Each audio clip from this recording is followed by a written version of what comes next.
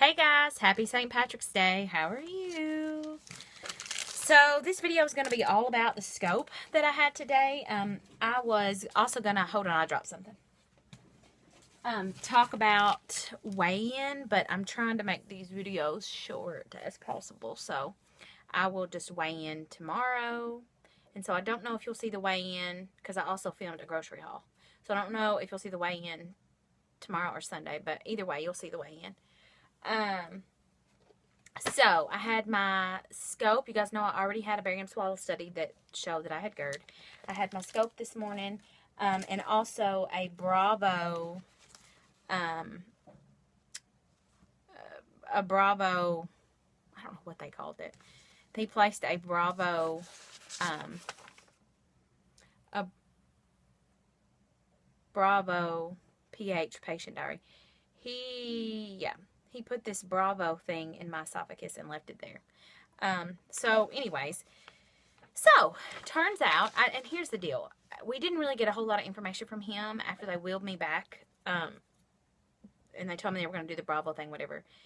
And then they wheeled me back. They did the procedure. Turns out I knew one of the women that were back there. And as they wheeled me back, if you guys know me, I don't need much of anything. Alcohol, drugs, anything. And I don't mean like hard drugs. I just mean like hydros, and I just get hysterical. So as they're wheeling me back, I am like hysterically giggling, and they're like, "Oh, somebody brought their giggle box," and I'm like, "Is that unusual?" Because I was like rolling. Anyway, so then after the procedure, we came out, and I went to swallow, and they'd give me some water, and I would take a drink of water, and I was expecting, because Gretchen had told me that, I think it was Gretchen, that she had a scratchy throat, but other than that, she felt fine. I was expecting a scratchy throat, and there was no scratchy throat. But when it got to about right here, it was very painful. And the nurse that was in my recovery room was not the one that had been there pre-scope, because, and she's not usually back there, but she was filling in. They were shorthanded, and she was filling in at lunch, which is fine, except I had questions that she couldn't answer. So she, I said, "Is this normal?" And she goes, "Well, I mean, everybody's soft tissue is different. The nerve endings are different. So, yeah, you might have some uncomfortable, whatever." And I looked at the thing, and it had said the paperwork for the actual scope. I might have this, or this, but overall, I wouldn't, some gassiness and all this stuff. So, again, I didn't really fully understand the Bravo deal. So, it's huge, by the way. If you Google it, Google Bravo in an esophagus. The Bravo, I'm trying to think of what it's called. It's like a giant horse pill. It's a camera. And they take it and they stick it in the side of your esophagus. And it stays there for 7 days. And it's not supposed to be painful. When you see it and how much room it takes up in your esophagus, I don't imagine how it couldn't be. And anyways, I'm supposed to hit these buttons every time I eat. I have to hit a button. And when I'm done eating, I have to hit a button. I have to hit a button anytime I have heartburn, coughing, or chest pain. And then they gave me this little graph to put it all on with the times. By the way, I haven't added the rest of my times on there, but I've already used this up. And I started doing this at like noon today. I don't know why they thought for a 3-day or 2-day, 48-hour thing I wouldn't need more than this. But anyways, so yeah, that happened, and that's pretty uncomfortable. And so I am actually just trying to decide. I mean, it's uncomfortable when I drink also, but it is not unbearable. It's pretty uncomfortable when I eat for sure, and I am nervous about things getting stuck. Like, it didn't come with any major instructions other than it'll be fine and it won't hurt, which is false. I saw actual pictures of it. It is like the size of like the end of a pencil. Like, it's huge, guys, and that is just like shoved into my esophagus. You can see from my pictures, which you can't really tell because I couldn't tell until I started looking at other ones. There it is inside my esophagus, right there. See my esophagus? So, okay. You can't see because it's got some like white of it. Okay, so that's my esophagus, and that's how much of it has been taken up by this pill camera. It's a little bit ridiculous. It's 5 minutes, I haven't talked about it. So anyways, as far as the scope goes, what we know for sure is that I have a hiatal hernia. Who's surprised about that? Anybody? Anybody.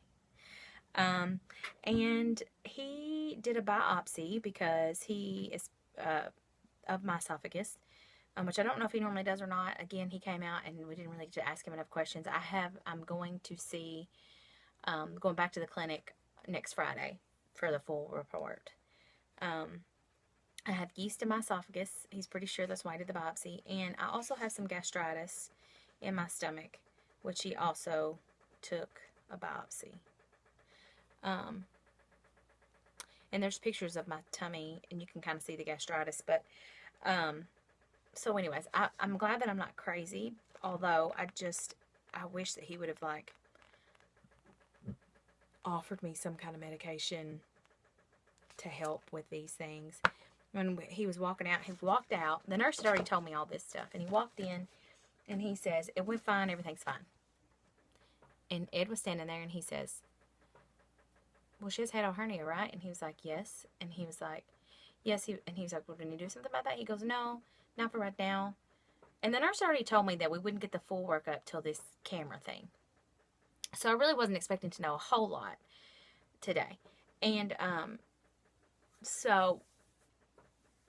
and then he was like, "You just need to stay on the 2 pills of Zantac a day." Okay, y'all. I've said it once and I'll say it again. If I wanted to stay on the 2 pills of Zantac every day, I wouldn't have gone to see him in the first place. I either need something heavier, something. So I text my ladies. I text Patty, Liz, and Amy, and I'm like, "This is the results I've had so far, you know, blah, blah, blah." Well, Patty says, "Hey, my mom has a hiatal hernia, and she had yeast in her esophagus too." They put her on a special diet. She asked me if it was a Candices, and I said yes. And she said, "Well, look up that diet." She said, "I know she couldn't have dairy. So look up this diet." And then I start reading about what could cause yeast in your esophagus. And it is just the craziest thing. I mean, I know you can just have yeast. I know you can have that in places. But ultimately, the biggest issue is that something is causing it. Now, it may have been there for a long time. But you guys know that I've been eating keto since August. And since January, I've had some trouble staying 100% on track. But that's when the majority of a lot of these issues I've been having for a while. But they just, like, met ahead. So, here's the weird thing. Everything on the diet, everything, I already don't eat, except for dairy, which I eat quite a bit of dairy, and peanuts, which I don't currently eat peanuts, but I have eaten peanuts, and alcohol, which, again, you guys know me, I'm not a drinker. I drink maybe 1 glass every couple weeks of wine. Maybe. That's a maximum. The rest of the stuff, like sugar, things that have yeast in it, starchy vegetables, I couldn't tell you the last time I had any of that stuff. I mean, not really. So, I'm a little bit confused. And then I started looking again about what causes the yeast.